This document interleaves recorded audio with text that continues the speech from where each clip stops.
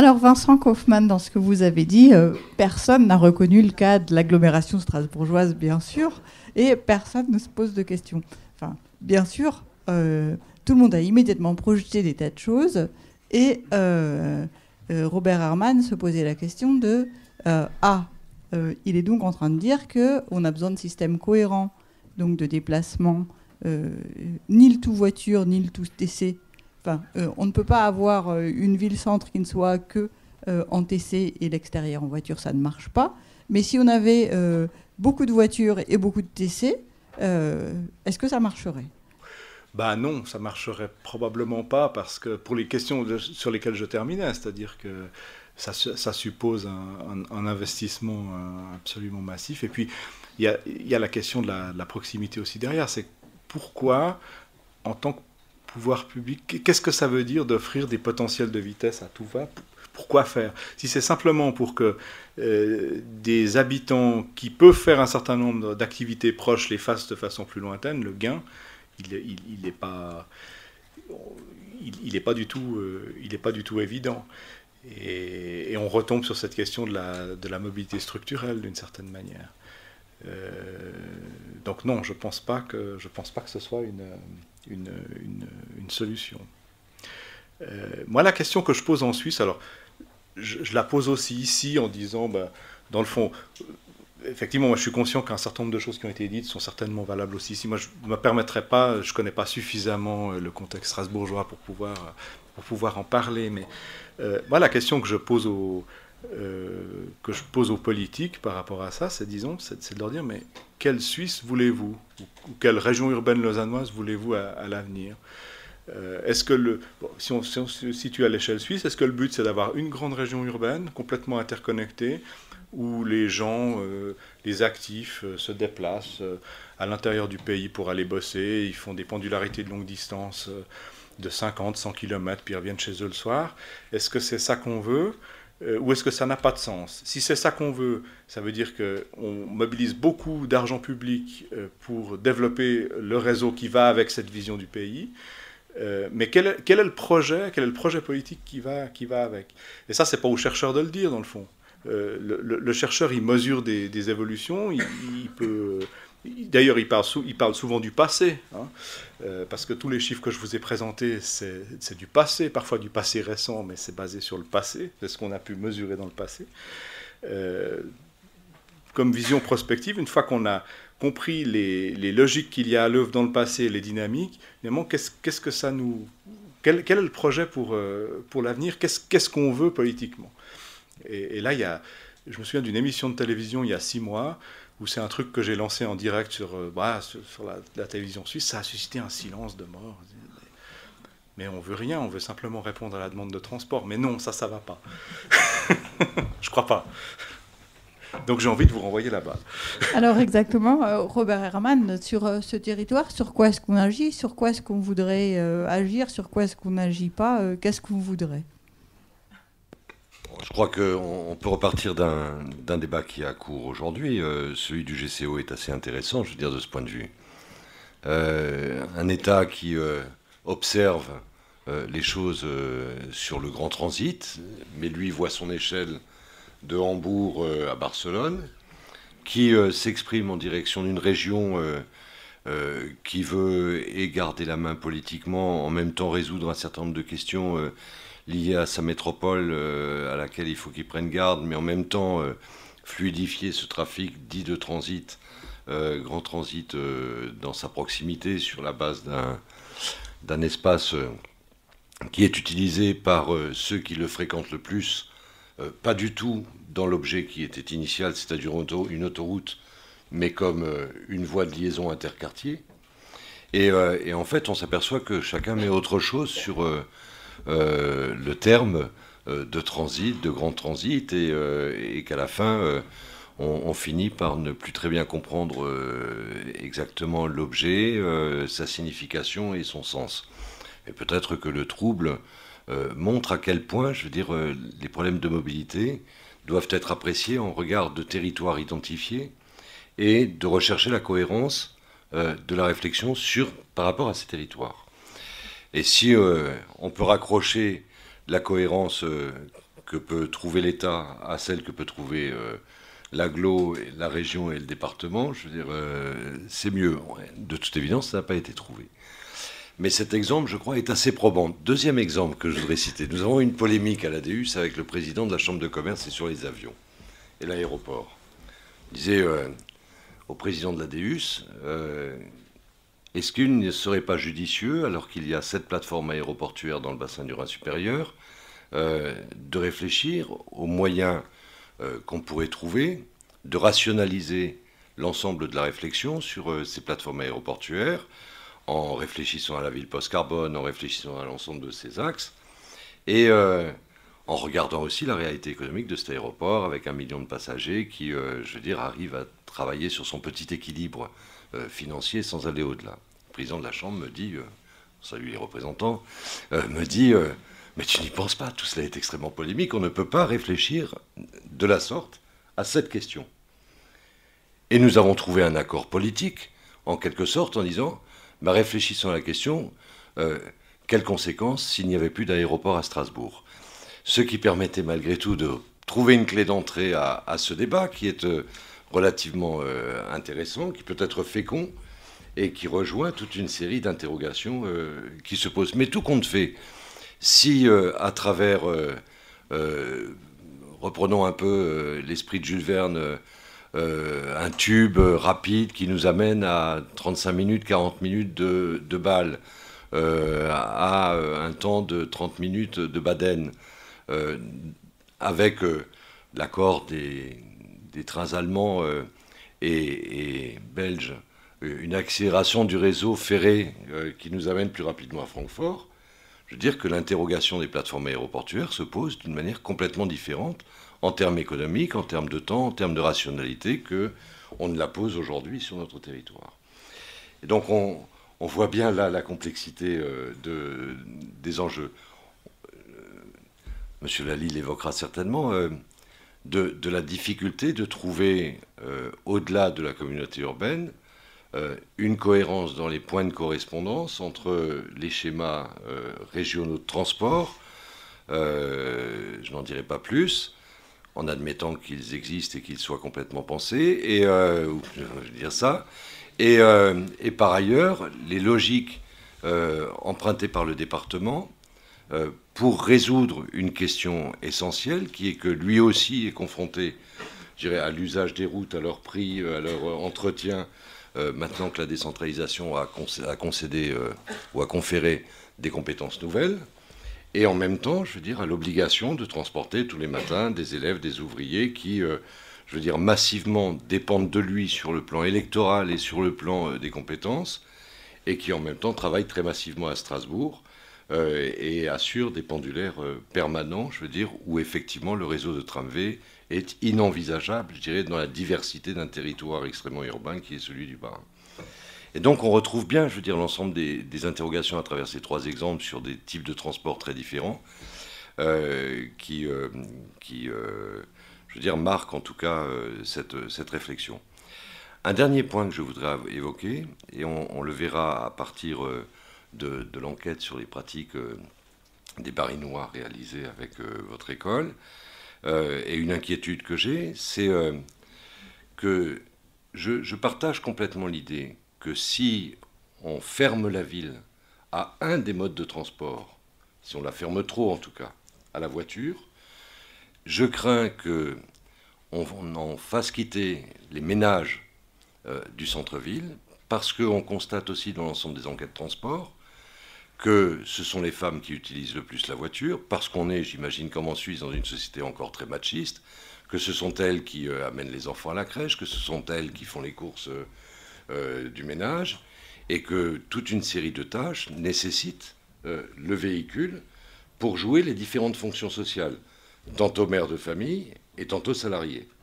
Et qu'aller de l'endroit A, qui est le domicile, à l'endroit B, qui est la crèche, pour rejoindre l'endroit C, qui est l'emploi, je veux dire qu'il n'est pas évident de trouver effectivement des investissements publics qui répondent pour chacun à cette demande-là. Et on le constatera à partir de ce que disent donc les 3500 personnes qui ont été enquêtées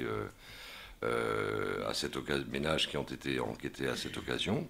Il y a bien là, je veux dire, un équilibre juste à trouver, et qui est un équilibre extrêmement fragile entre des aspirations quelquefois théoriques et une réalité, je dirais, qui s'impose et qui est une réalité qui évolue avec le temps, parce qu'on n'est pas toujours parent de jeunes enfants, chacun en fera l'expérience, et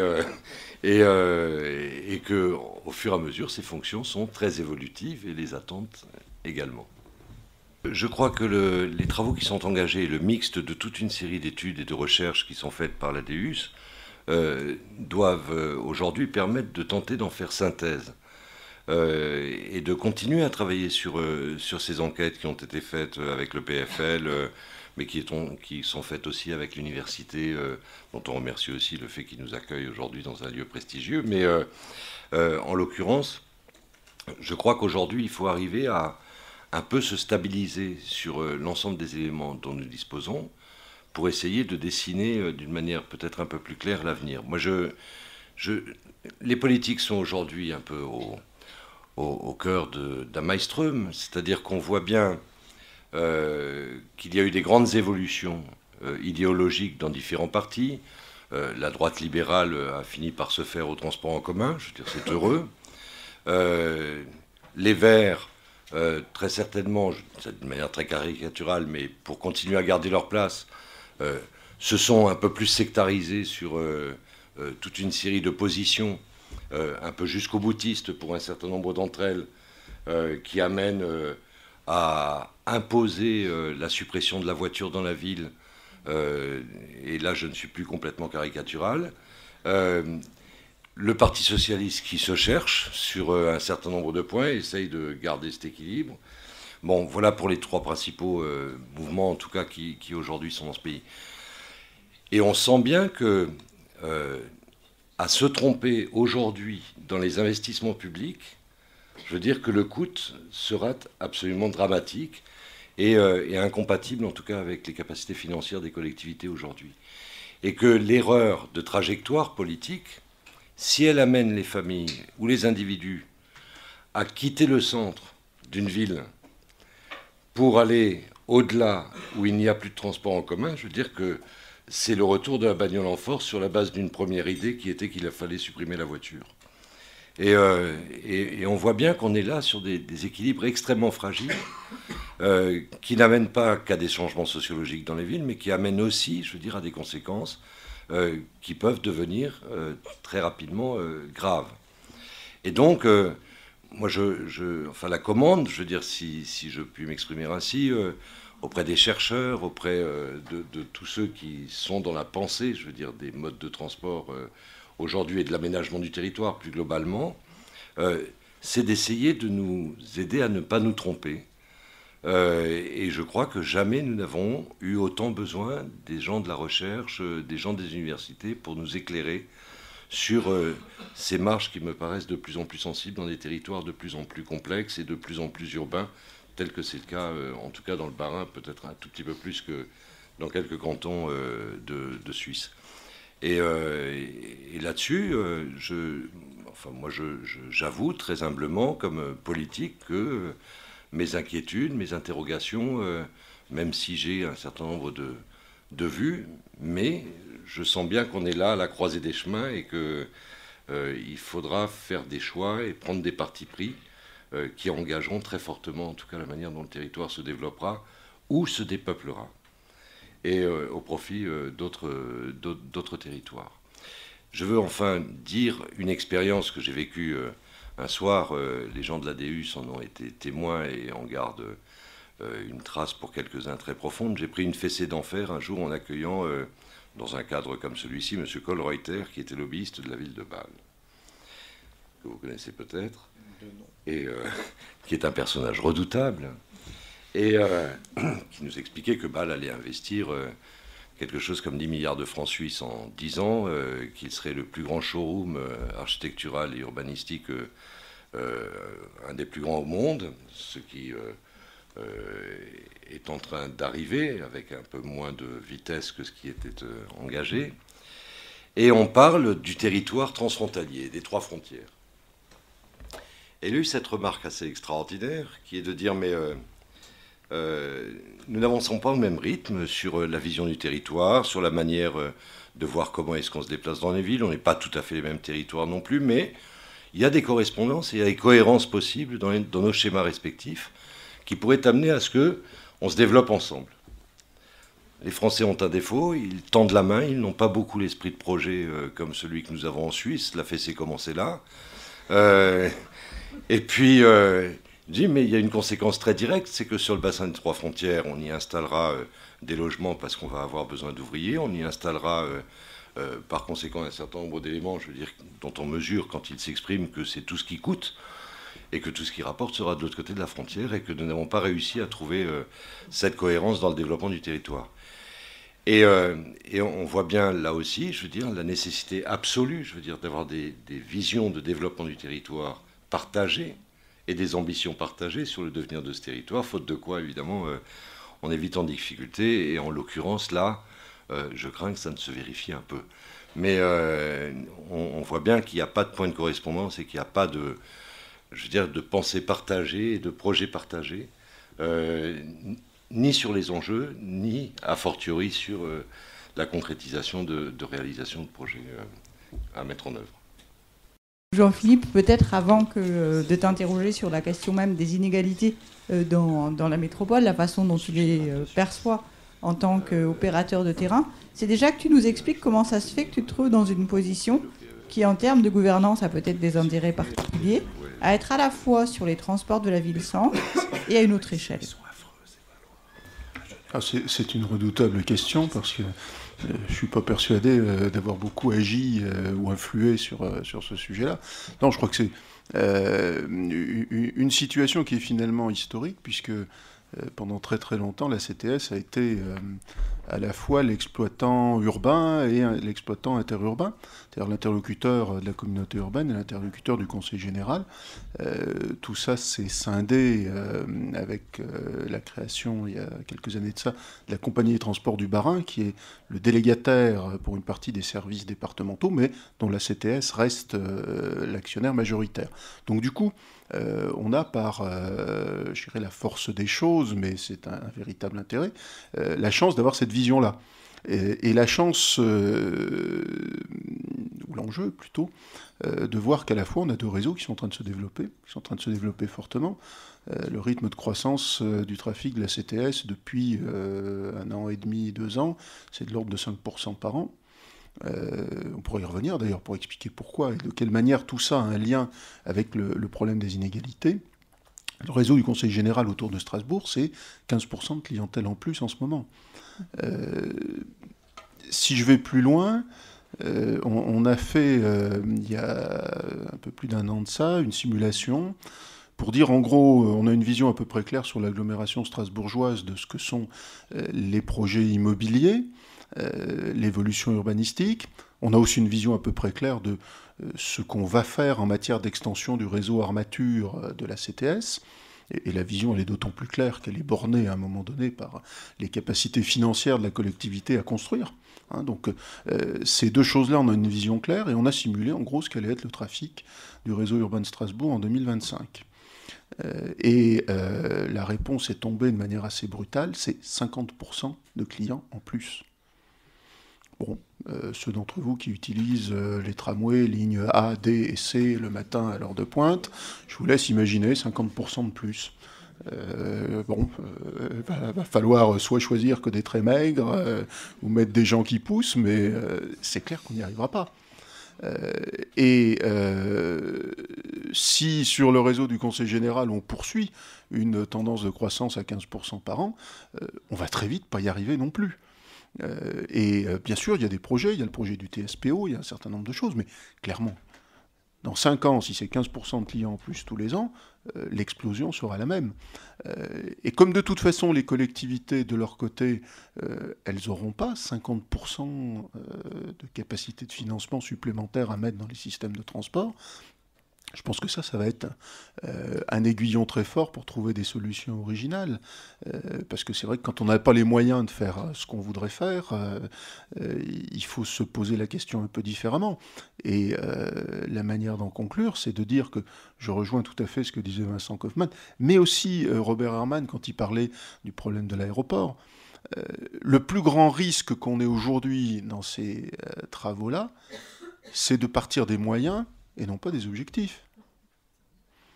C'est vrai qu'on peut commencer à dire « Ah, 50% de clients en plus, il faut doubler la ligne A, il faut doubler la ligne D, il faut doubler la ligne C. » De toute façon, on n'a pas les moyens financiers de le faire. Et puis techniquement, je ne sais pas du tout comment on ferait non plus. Donc de toute façon, il va bien falloir à un moment donné qu'on laisse de côté, au-delà de ce qui est déjà programmé et enclenché, la réflexion par les moyens. Il y a plus de gens, il faut rajouter des moyens pour rentrer dans une autre réflexion qui est de dire c'est quoi l'objectif ? Qu'est-ce qu'on veut comme type de ville ? À quel type de besoin on veut apporter des réponses ? Quelles sont les caractéristiques obligées de ces réponses-là ? Et elles ne sont pas forcément toujours des réponses qui vont permettre de gagner 2 minutes sur un trajet qui fait une demi-heure aujourd'hui. Et donc, c'est en partant de ces objectifs-là qu'on retrouvera un certain nombre de réponses qui seront des réponses... j'allais dire durable, dans le sens du développement durable, mais les Anglais le disent mieux, ils disent sustainable, donc on devrait peut-être dire soutenable. C'est-à-dire qu'à la fois on pourra se payer, mais qui en plus auront l'efficacité attendue. Merci beaucoup, parce que c'est vraiment une preuve qu'il y a sur le modèle strasbourgeois une évolution dans les temps à venir de la façon même de penser le fonctionnement métropolitain, et que la question donc, de la façon de penser les mobilités va être au cœur de cette question-là. Donc, et tu le dis extrêmement bien. Et sur vraiment la question des inégalités, avant peut-être de venir à des questions de la salle, toi, la façon dont tu ressens les inégalités par les retours de terrain sur, on va dire, l'ensemble de la métropole, c'est-à-dire entre la partie périurbaine, la partie urbaine, au sein de la partie urbaine, qu'est-ce que tu dirais ? Alors peut-être, la question est un peu compliquée, parce que je crois que Vincent Kaufmann l'a bien montré, on peut y rentrer par beaucoup d'angles différents. Mais là-dessus, il y en a un premier, il est très trivial, c'est l'argent, c'est le pognon. Et là-dessus, j'ai 3 indices, mais qui sont des indices très parlants, sur finalement la manière dont la capacité financière des ménages influe sur la mobilité et la capacité à se déplacer. Premier indice, quand la communauté urbaine de Strasbourg lance une tarification solidaire sur le réseau de transport public urbain, donc en gros, pour l'abonnement, on adapte le prix à payer à la capacité contributive de chaque usager. Presque du jour au lendemain. Alors quand je dis jour au lendemain, c'est en l'espace d'un peu plus d'1 an. C'est 10 000 abonnés supplémentaires sur le réseau de la CTS. Brutalement, 10 000. Ça veut dire en gros des gens qui n'avaient pas l'abonnement de transport public, et du jour au lendemain, il y a juste le tarif qui change. Le réseau est le même, il n'a pas bougé, etc. Il y a 10 000 abonnés de plus. Donc quelque part que le niveau de revenu soit important sur l'accès à la mobilité, pas trop de doute. Dans le même ordre d'idée, quand le Conseil général dit « je passe à un tarif unique à 2 € sur le réseau de transport public départemental », 2 €, ça veut dire qu'en gros, je baisse massivement, en particulier le prix des trajets les plus longs, puisque les tarifications étaient zonales. Presque du jour au lendemain, là aussi, c'est-à-dire en l'espace d'1 an et demi, c'est 15% de clientèle en plus sur le réseau. Et en particulier, ceux qui sont partis habiter loin, parce que le foncier était moins cher, parce que la fiscalité n'était pas la même, etc., d'un seul coup, se retrouvent, eux, avec une diminution massive du prix du transport. Et on les retrouve dans les véhicules. Troisième indice, il n'aura échappé à personne que le prix des carburants a eu un peu tendance à augmenter ou à se situer ces derniers temps à un niveau élevé. immédiatement sur le réseau de la CTS, à réseau identique, pas 1 kilomètre de plus de tramway ou de bus. On passe d'un rythme d'évolution de la clientèle qui était tranquillement d'1,5 à 2% par an à quelque chose qui est un peu supérieur à 5%. C'est pas l'effet d'attractivité du réseau, c'est le même. C'est simplement qu'à un moment donné, l'équation économique de chacun des modes de transport dans la satisfaction du besoin de mobilité se modifie très fortement. Et on est bien là-dessus, dans des logiques qui peuvent être des logiques de changement relativement importants, y compris sur des durées courtes. Si on venait à les prolonger sur des durées beaucoup plus longues, on est là sur des séismes en matière de demande de mobilité, mais peut-être aussi, et là-dessus Vincent Kaufmann serait peut-être sans doute même beaucoup plus compétent que moi pour répondre, mais sans doute aussi des modifications de l'équation de vie personnelle de chacun. Parce qu'en gros, ce qui pourrait être un espèce de cercle vicieux extrêmement dangereux, c'est je suis parti habiter un peu plus loin du centre-ville parce que globalement j'y trouvais une qualité de vie pour moins cher en termes de foncier avec un peu moins de fiscalité, et puis finalement le déplacement ne me coûtait pas très cher avec ma voiture. Si demain je ne peux plus utiliser ma voiture, tout ça vole en éclats. Qu'est-ce que je fais? Je me déplace plus? J'essaye de vendre mon logement pour en racheter un autre plus près en centre-ville. Ça fait des effets d'offre et de demande sauvages. Si tout le monde qui est en périphérie veut vendre son logement en même temps, les prix plongent. Si tout le monde veut acheter en première couronne, les prix montent. Enfin bon, voilà. Je pense qu'il y a là-dessus, dans l'évaluation des politiques et des enjeux, des choses à prendre en compte qui peuvent aller très loin et porter sur des effets assez violents. Il y a une vingtaine d'années, on ne jurait que par le télétravail. Je me souviens dans les colloques transport, quand j'étais pas encore tout à fait sec derrière les oreilles, on disait « Ah, mais de toute manière, bientôt on pourra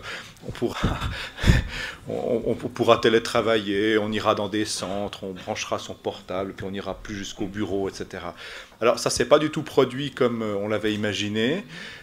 Ces centres, ils n'ont jamais vraiment existé. Puis le télétravail, au sens où aller dans un lieu pour télétravailleurs, c'est resté totalement marginal. Par contre, ce qu'on voit très bien, et peut-être moins en France que dans les pays du nord de l'Europe, mais c'est le travail à domicile qui se développe. L'obligation de présence au bureau qui devient moins essentielle. On arrive facilement à négocier. Ça, moi, je l'ai vu dans les enquêtes sur les pendulaires de longue distance, justement. Les pendulaires de longue distance, souvent, même s'ils sont employés à plein temps, ils vont 3 jours par semaine au bureau, pas plus. Ils ont négocié de pouvoir travailler pendant une partie du trajet, ils ont négocié de pouvoir travailler chez eux en étant connectés, éventuellement même par Skype. Il y a des... Voilà, et on peut se poser la question, pour les déplacements domicile-travail, si un bout de la solution ne réside pas dans ces arbitrages-là. Alors, bon, les universitaires parlent toujours d'eux-mêmes, mais là, je ne résiste pas. Il y a une chose qui m'a frappé ces 3 dernières années à l'EPFL. Pour les soutenances de thèse, on ne fait plus venir les experts de l'étranger, c'est fini. Maintenant, ils sont sur un écran. Voilà. Ça permet d'économiser des milliers de francs en billets d'avion, en chambre d'hôtel. Ça permet aux intéressés d'éviter de perdre 3 jours à venir pour 4 heures à une soutenance de thèse. Et puis, en termes d'empreinte écologique, c'est finalement pas si mal non plus. Je pense que ce genre de solution, bon, là je parle du domaine que je connais, j'imagine qu'on a peut-être parmi vous, il y a toute une série de personnes qui ont des exemples dans leur propre monde professionnel, hein, je pourrais citer du même ordre. Mais il me semble qu'il y a un potentiel assez important autour de ça. Je pense qu'effectivement, le travail à domicile, les vidéoconférences, etc., c'est des sujets sur lesquels il peut y avoir un certain nombre de réponses, mais c'est quelque chose qui se raccroche aussi beaucoup à ce concept de la motilité, parce que la motilité, elle s'applique aussi à ça. Ça a l'air de rien.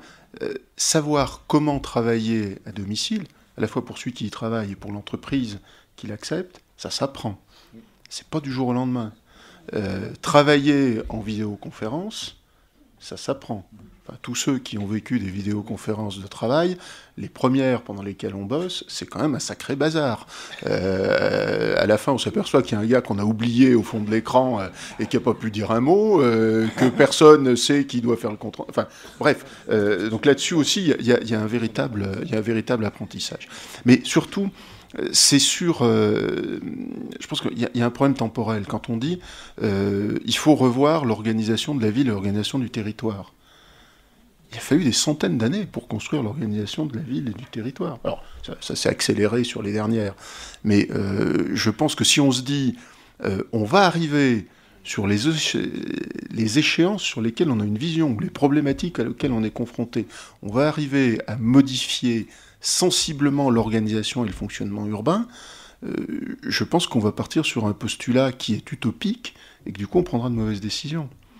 Je crois que ce dont on a besoin aujourd'hui, je le redis, parce que la ressource en particulier financière est faible, on a besoin de bien poser les problématiques, de bien poser les objectifs, de ne pas rentrer par les moyens.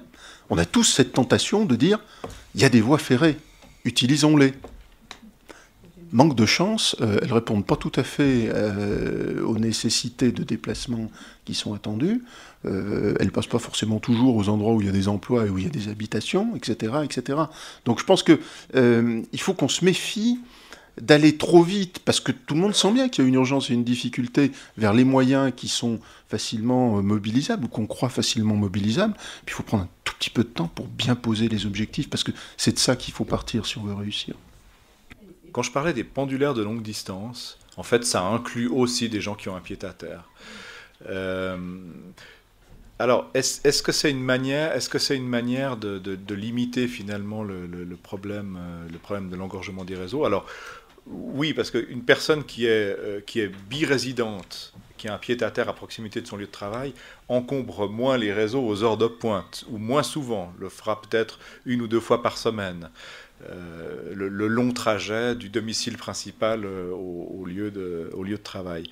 Par contre, il y a d'autres effets, c'est ce qu'on a pu constater dans un certain nombre d'agglomérations, et notamment en France avec Paris ou en Belgique avec Bruxelles, c'est qu'il y a un assèchement du marché des petits logements en centre-ville, bon marché, par ces birésidents. Donc on a d'autres effets, c'est-à-dire qu'évidemment ils se mettent à louer le petit appart de 20 mètres carrés qui était avant sur le marché du logement étudiant ou sur le marché de l'employé peu fortuné qui veut rester en ville-centre, et donc ça a d'autres effets.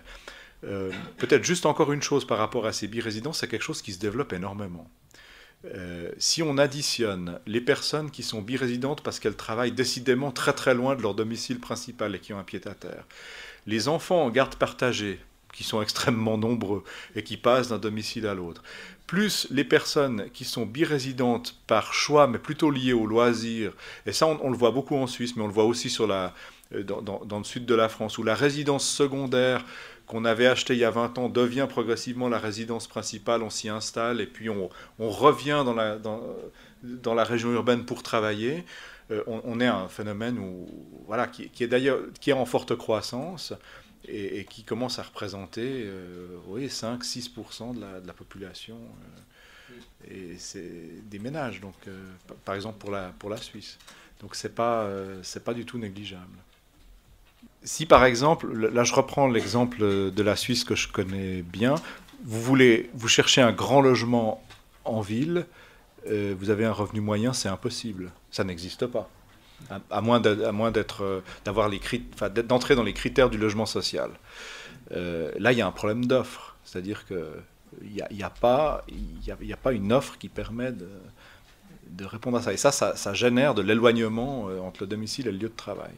Donc ça me paraît peut-être moins utopique.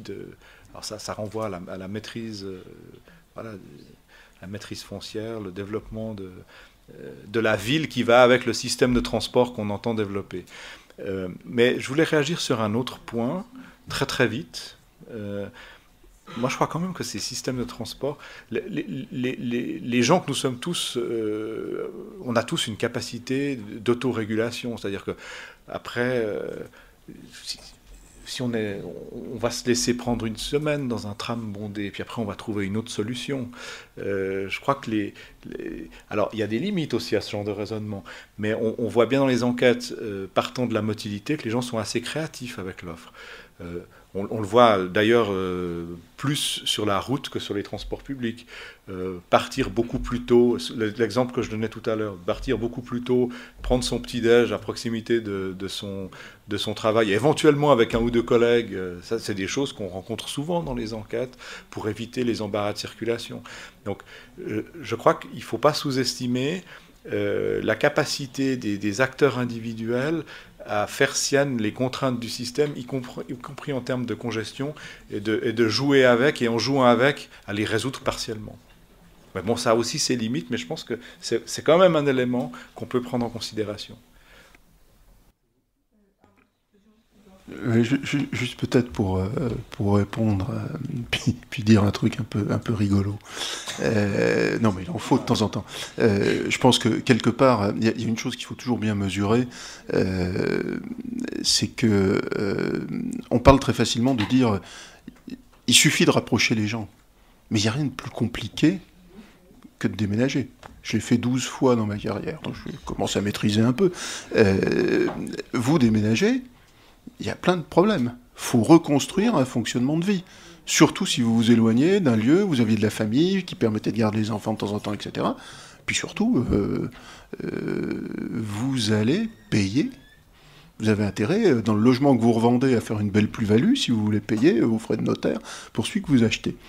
Mais le truc rigolo, c'est que je connais une entreprise qui a, sur la CUS proprement dit, 3 établissements. Une entreprise qui représente un peu plus de 1500 personnes, et qui s'est dit, mais finalement, ça doit être relativement simple de faire un plan de déplacement d'entreprise, puisqu'on a 3 sites, il y a un nombre important de gens, on doit pouvoir arriver à caler tout ça.